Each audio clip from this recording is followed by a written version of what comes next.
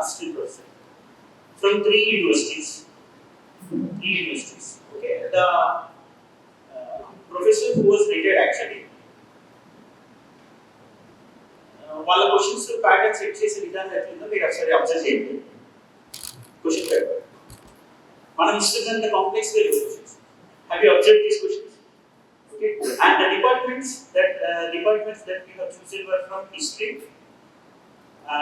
and next English and Telugu, history and English departments నుంచి వచ్చారు.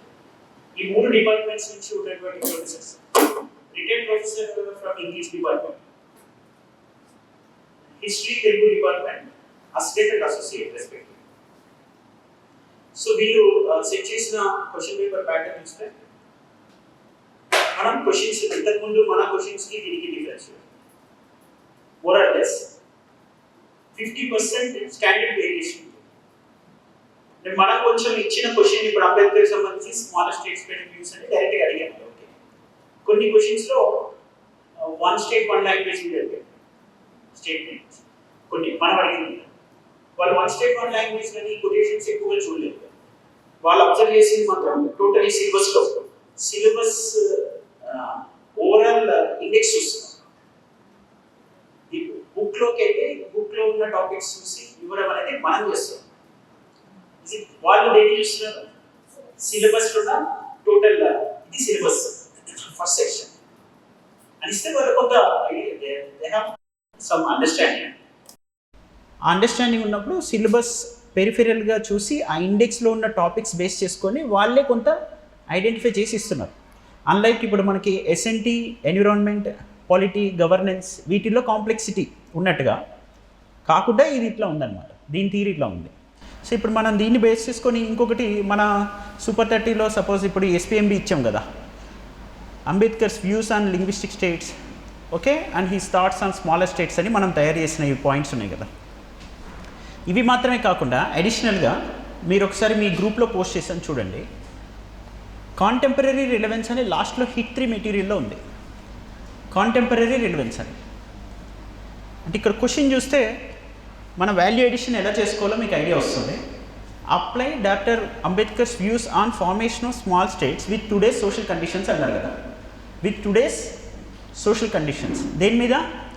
Formation of smaller states. అంతేగాని what are the views of Ambedkar on smaller states కానీ లేదా Ambedkar's views on linguistic states మీద కానీ లేదా రెండు కలిపి ఇవ్వడం కానీ చేయలేదు. చేయకుండా ఏం చేశారు వీళ్ళు? Apply doctor Ambedkar's views on formation of small states especially with today's social conditions. అంటే మన మెటీరియల్లో చూస్తే మనం mostly smaller states could lead to more efficient administration, governance, policy governance ఇవన్నీ ఉన్నాయి కదా. ఇప్పుడు ఒకసారి థింక్ లాజికల్లీ.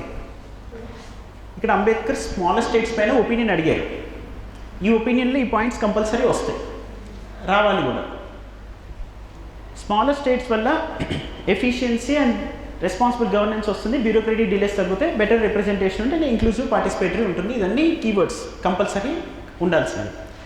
అయితే స్మాలర్ స్టేట్స్ని ఇప్పుడు ఈ అంబేద్కర్ వ్యూస్ ఉన్నాయి కదా, ఈ వ్యూస్ ప్రజెంట్ కాంటెంపరీ సొసైటీ కండిషన్స్కి ఎలా అప్లికేబుల్ అన్నట్టు అడుగుతున్నాడు.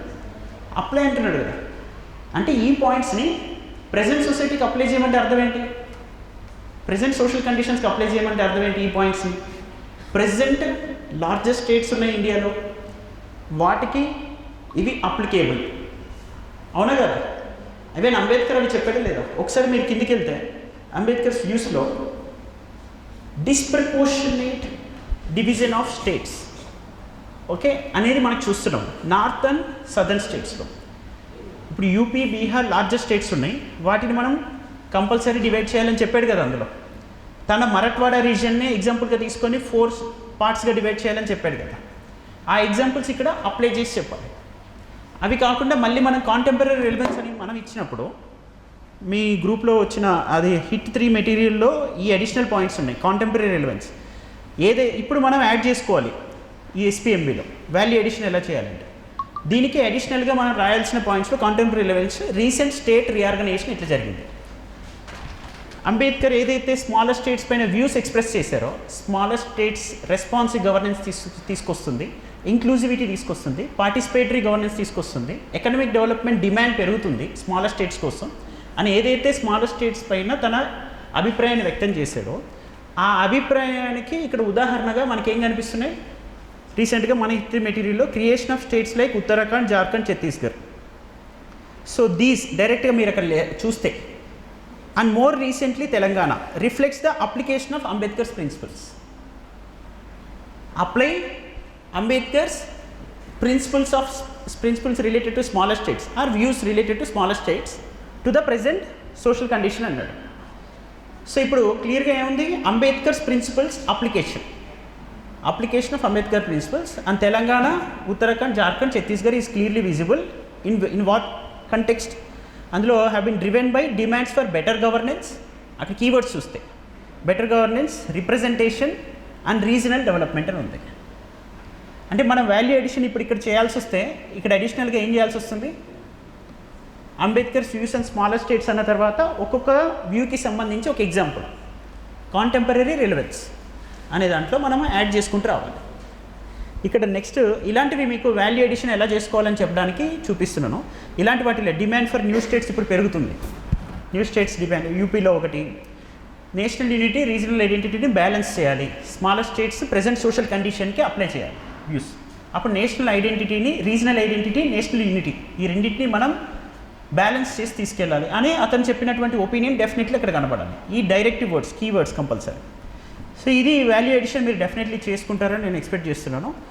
ఇంక మళ్ళీ మన ఎగ్జామ్కి సంబంధించి ఇక్కడ మీరు చూస్తే 8 పాయింట్ ఫార్ములా, 5 పాయింట్ ఫార్ములా, 036 అన్నీ ఇట్లు ఇచ్చేసారు కదా. అప్పుడు ఏం చేద్దామంటే అసలు వీలైతే ఒక 4 to 5 points complete solid points, but 8 point ఫార్ములాలో డైరెక్ట్గా బుల్లెట్ పాయింట్స్ 8కి 8 రాయాల్సిందే. 2 మార్క్స్ కింద డివైడ్ చేసుకుంటే 5 2 జా 10 మార్క్స్ కదా. 8 డైరెక్ట్ పాయింట్స్, అవసరమైతే అక్కడ ఫ్లో చార్ట్స్ వేసేయచ్చు. 8 పాయింట్ ఫార్ములా అసలు ఎందుకు వచ్చింది కంటెక్స్ట్ చెప్పి మనం డివిజన్ చేసుకుంటే 8 point formula division, sub division of the question. First historical context ఏంటి, సెకండ్ ఆ 8 పాయింట్స్ ఏంటి, థర్డ్ దాని అవుట్కమ్ ఏంటి, end outcome 1 line, historical context 1 line, and ఫైనల్గా 8 పాయింట్స్ ఒక ఫ్లో చార్ట్లో పడ్డా పర్లేదు. అండ్ 5 పాయింట్ ఫార్ములా కూడా అంతే, same principle, all party accord same principle, 036 same principle. ఒక టెంప్లెట్ పెట్టుకోవాలి, ధనాదన్ 3 పేజెస్ రాస్తూనే ఉండాలి. ఇక టైం అసలు మీకు సరిపోలేదు కదా ఈరోజు, 15 క్వశ్చన్. సో మొత్తం సిలబస్ మొత్తం కవర్ అయింది. మీకు ఒక విషయం ఏంటంటే 5 యూనిట్స్ని ఈక్విటబుల్గా డిస్ట్రిబ్యూట్ చేసాం. మన 5 యూనిట్స్లో ఎన్ని థీమ్స్ ఉన్నాయి, టోటల్ 18 ఉన్నాయి. అనను యావరేజ్ ఒక 20 వేసుకోండి, 20 టాపిక్స్ వేసుకుంటే 20 టాపిక్స్ 18 అంటే తలా ఒక 6 టాపిక్స్ డివైడ్ చేసుకుంటే ఒక్కొక్కరు ఒక 5 to 6 క్వశ్చన్స్ ఇచ్చినట్టు, 5 to 6 క్వశ్చన్స్ని బేస్ చేసుకొని రాస్తాం. సో ఇప్పుడు మనకి ఇంకొక క్వశ్చన్ కూడా ఉంది చూడండి, ఒక థర్డ్ క్వశ్చన్ ఇచ్చాం. థర్డ్ క్వశ్చన్ మళ్ళీ రిపీట్ అయితే నేను చేంజ్ చేసి ఇచ్చాను. థర్డ్ క్వశ్చన్ పేపర్ చూస్తే, how did Telangana social, economic, political diversity contribute to the legacy of the movement. అంటే ఇప్పుడు మనకి మొత్తం సెక్షన్ కవర్ అవ్వాలి. ఇక్కడ ఈ సెకండ్ క్వశ్చన్ మొత్తం సెక్షన్ కవర్ అవ్వాలి. అంటే ఏంటి, ఇప్పుడు ఫస్ట్ సెక్షన్లో మనకి Telangana social, economic, political diversity ఇక్కడ ఇచ్చాం మనం ఫస్ట్ సెక్షన్లో. ఫస్ట్ సెక్షన్ అంటే ఫస్ట్ యూనిట్లో Telangana social, economic, divorce social economic conditions and historical political uniqueness, ఇక్కడ కల్చరల్ ఆస్పెక్ట్స్ తెలంగాణ. ఈ 3 పాయింట్స్ ఉన్నాయి ఇక్కడ మనకి. ఇందులో చూస్తే క్వశ్చన్ చూస్తే, how did Telangana social, economic, political diversity, socio economic diversity points ఇక్కడ ఉన్నాయి కదా. Socio economic conditions of Telangana and also political uniqueness of Telangana paid way for Telangana movement. Telangana movement అంటే అప్పుడు ఎక్కడి దాకా వెళ్ళాలి, తెలంగాణ మూమెంట్ ఎప్పుడు 1969 మూమెంట్ వరకు కంటిన్యూగా ఈ కండిషన్సే ఎలా దానికి పునాది వేసాయని చెప్తూ రావాలి. ఈ social, economic, political conditions social conditions ఏ విధమైన తెలంగాణ ఉద్యమానికి దారితీసినవి, ఈ కండిషన్స్ అంటే కంటెక్స్ట్ చెప్తూ కండిషన్కి దారితీసింది చూపిస్తూ రావాలి. అంటే మొత్తం మన సెక్షన్ ఎక్కడి వరకు వెళ్ళాలి? ఇప్పుడు ఈ సోషల్ కండిషన్స్ అంటే ఇప్పుడు ఫర్ ఎగ్జాంపుల్ మనకు ఉన్నటువంటి సోషల్ కండిషన్ మేజర్ ప్రాబ్లం ఏముంది? సబ్ క్యాస్ట్ సిస్టమ్ ఫస్ట్ మనం రాసింది. సబ్ క్యాస్ట్ సిస్టమ్, అందులో సబార్డినేషన్ అంటే ఎక్సెసివ్ ఎక్స్ప్లాయిటేషన్ నుంచి నెక్స్ట్ ఏం జరుగుతుంది? న్యాచురల్గా రివోల్ట్ వస్తుంది. ఆ రివోల్ట్ రిఫ్లెక్షన్ ఒక ఎగ్జాంపుల్. మళ్ళీ నెక్స్ట్ తెలంగాణ మూమెంట్కి ఇది పునాది. సో మనం ఇక్కడ రాస్తున్న పాయింట్సే. ఫస్ట్ పాయింట్ ఇప్పుడు మీరు చూస్తే caste sub caste system suppose. So social conditions Telangana మూమెంట్కి ఎలా దారితీస్తాయి, ఎకనమిక్ కండిషన్స్ ఎలా దారితీస్తాయి అని ఫస్ట్ ఒక పాయింట్ ఎగ్జాంపుల్గా మీకు చెప్తుంది ఇక్కడ. సో మొత్తం మళ్ళీ దారితీసే పరిస్థితి ఎగ్జాంపుల్ ఏం చూపించాల్సి వస్తుంది? మళ్ళీ మనం 1969 మూమెంట్లో ఉన్నవి చూపించవచ్చు. వైలేషన్ ఆఫ్ ముల్కీ రూల్స్ అనేది మనం ఇప్పుడు హిస్టారికల్ కంటెక్స్ట్ వస్తున్నాం, పొలిటికల్ కంటెక్స్ట్ చూస్తాం.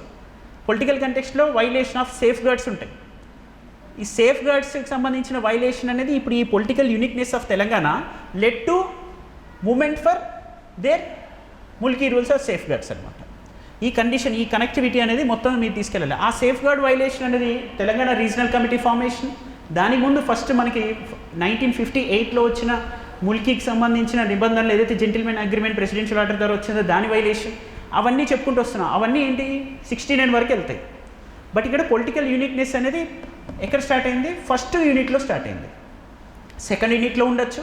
ముల్కీ వైలేషన్ కంటిన్యూస్గా మీరు చూడండి, ఫస్ట్ యూనిట్లో ఉంటుంది, సెకండ్ యూనిట్లో ఉంటుంది, సేఫ్ గార్డ్ వైలేషన్ థర్డ్ యూనిట్లో ఉంటుంది. కంటిన్యూస్గా వైలేషన్స్ అనేవి 5th యూనిట్ వరకు కంటిన్యూ అవుతాయి. ఈ 5th యూనిట్ వరకు కంటిన్యూ అవుతుంది. అంతా తెలంగాణ మూమెంట్కి ఉదాహరణలు.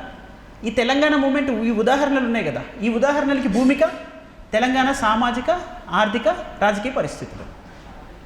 ఇవి మొత్తం ఫస్ట్ యూనిట్లో ఉన్న డిస్టింగ్విష్ తెలంగాణ ఫీచర్స్ని second third fourth unit 5th యూనిట్లో ఉన్నటువంటి విషయాలకి అప్లై చేసుకుంటూ రావాలి వైలేషన్స్కి. సో ఇప్పుడు క్వశ్చన్స్ మీకు అర్థమవుతుంది కదా ఎలా ఇస్తున్నారో. అంటే ఒకళ్ళు థింక్ చేసినప్పుడు ఎట్లా చేశారో, ఫర్ ఎగ్జాంపుల్ ఒక యూనిట్లో నుంచే యాజ్ ఇట్ ఈస్ 90% క్వశ్చన్స్ అదే యూనిట్ రిలేటెడ్గా ఇచ్చారు.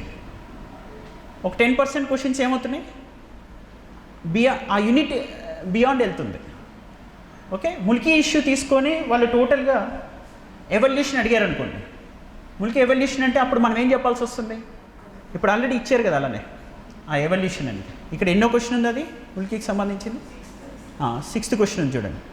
Different arguments and Mulki Gair Mulki అని ఇచ్చారు. దీనికి ముందు ఇంకో క్వశ్చన్ ఉంది, అది తీసేశారు అది యాక్చువల్లీ. సో డిఫరెంట్ అందులో ఆల్రెడీ మనమే మన ప్రాక్టీస్లో డైలీ టెస్టుల్లో ఇచ్చాం కదా ఆ క్వశ్చన్. ముల్కీ నేపథ్యం గురించి అడిగింది ప్రశ్న, సేమ్ అదే ప్రశ్న అడిగితే అది తీసేసాం మనం. తీసేసి different arguments and Mulki and Gair Mulki ఇది మనం ఇవ్వలేదు కాబట్టి వాళ్ళు ఇచ్చింది. వాళ్ళు ఇచ్చేటప్పుడు కూడా దీన్ని ఒక 4 లైన్స్ 3 లైన్స్ యూపీఎస్సీ క్వశ్చన్ లాగా ఇచ్చినట్టు అనిపించలే. ఓకే, బట్ ఇవ్వడం మాత్రం ఎలా ఇస్తున్నారు? అసలు టైం సరిపోనంత ఎక్కువ ఇస్తున్నారు. ఒక 3-4 క్వశ్చన్స్ మాత్రమే మనకి టైం కరెక్ట్గా మేనేజ్ చేయగలుగుతాం. కానీ మిగతా క్వశ్చన్స్ అన్నీ ఎట్లుంటాయి? ఇప్పుడు మీరు ఇక్కడ చూస్తే ఈ క్వశ్చన్స్ చూడండి. Telangana regional committee major incidents of 1969. Major incidents of 1969 మూమెంటే 3 పేజీలు పడుతుంది. బట్ ఆ ఇన్సిడెంట్స్ మాత్రమే మనం స్పీడ్గా రాసుకుంటూ రావాలి. తెలంగాణ రీజనల్ కమిటీ దాంతోపాటు violation of employment, public works, education, surplus funds from 56 to 69 మొత్తం సిలబస్లో ఉన్న టాపిక్. సో ఇప్పుడు ఇది అడ్వాంటేజ్ కూడా మనకి, ఎందుకంటే సిలబస్లో ఉన్న టాపిక్ 100% మనం 1 పేజ్లో రాస్తున్నాం ఆ టాపిక్ పర్టికులర్గా. మీరు ఆన్సర్ రూపంలో రాస్తున్నారు. మీరు ఏదైతే ఆన్సర్ రూపంలో 1 పేజ్లో సిలబస్లో ఉన్న టాపిక్ మొత్తం ఇక్కడ ఉంది యాజ్ ఇట్ ఈజ్ రిఫ్లెక్ట్ చేయగలిగారంటే, ఇక్కడ మీకు ఆ వైలేషన్స్ అన్నీ కూడా ఇక్కడ హెడ్డింగ్ లాగా ఇచ్చారు కదా, employment policies under military and violations, ఇవన్నీ ఈ points as it is reflect అయ్యాయి అంటే 90% మనకి అయిపోయినట్టే game. So more number of points will fetch more marks, అది మనకు తెలుస్తుంది. వాళ్ళు ఎక్స్పెక్ట్ చేసేది కూడా ఇదే. ఇప్పుడు ఈ మోడల్లో క్వశ్చన్స్, ఈ మోడల్ని ట్విస్ట్ చేస్తే రాయడం ఇంకా ఈజీ యాక్చువల్. మన ఇన్ఫర్మేషన్ డంప్ చేయగలుగుతున్నాం కదా, ఆ డంప్ చేసిన ఇన్ఫర్మేషన్ అప్లికేషన్ ఓరియంటెడ్గా ఒక 2-3 క్వశ్చన్స్ చూపించాం కదా. Ambedkar's views on smaller states in the context of present social conditions ఒక అప్లికేషన్. నెక్స్ట్ ఎంటైర్ తెలంగాణ మూమెంట్కి ప్రెజెంట్ ఈ సోషల్ ఎకనామిక్ పొలిటికల్ కండిషన్స్ ఎట్లా ఉన్నాయి అవి కొంచెం application oriented, apply views and ఇలాంటివి.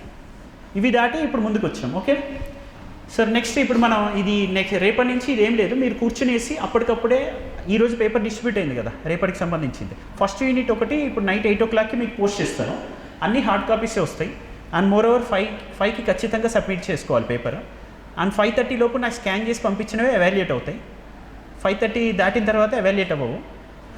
ఇంకా నెక్స్ట్ అంటే ఖచ్చితంగా మీరు 5కి ఫినిష్ చేస్తేనే అవి స్కాన్ చేసి పెట్టగలరు. థర్డ్ ఇంకోటి ఏంటంటే 15 minutes ముందే ఉండాలి. షెడ్యూల్ గుర్తుందా? షెడ్యూల్ మీకు ఇచ్చాం మేము. షెడ్యూల్లో కండిషన్స్ మీరు దయచేసి చూడాలి. ఏంటంటే షెడ్యూల్ ప్రకారం ఇక్కడ క్వశ్చన్ షెడ్యూల్ ఎగ్జామ్ టైమింగ్స్ వచ్చి 2 to 5 PM. Exam timings 2 to 5 PM. 1:45 PMకి ఇక్కడ ఉండాలి. నేను మళ్ళీ మీకు నిన్న కూడా ఆల్రెడీ సెషన్లో చెప్పా, వాట్సాప్ మెసేజ్ కూడా చేశాను.